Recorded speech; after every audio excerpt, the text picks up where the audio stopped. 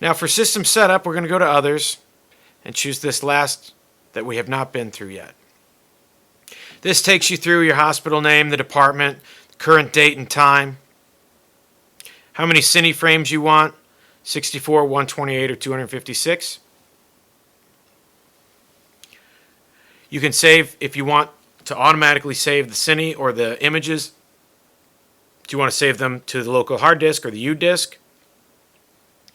When you save an image, do you want only the image, or do you want the part across the top that shows the image and patient information, or do you want the part that shows the entire screen with all the parameters on there? Here we have our measurements. You'll want to check for OB, you'll want to check whatever you're using for the proper OB measurements to get your estimated fetal weight calculations and other such. Custom annotations, you can add them here. You would choose the library that you want. You can add and modify in the annotation library or the quick annotation. The next tab, DICOM, we won't cover in this part. This is something you would go through with your IT professional who would know the proper parameters to put in there. UI, you can customize the user interface and how it looks. Colors for your measurements, active or non-active.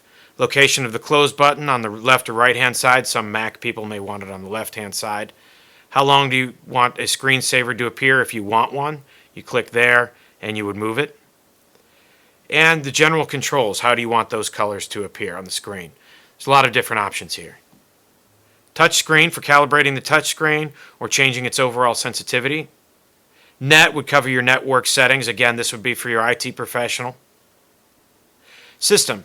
This is where you would go to do various settings for your system, or if there's some sort of upgrade or you have any sort of issue with the system, the service professional would ask you to come to this screen and give you parts about the version, hardware version, software version, and the serial number. And that concludes the training on the Chison SonoTouch 30 portable ultrasound machine.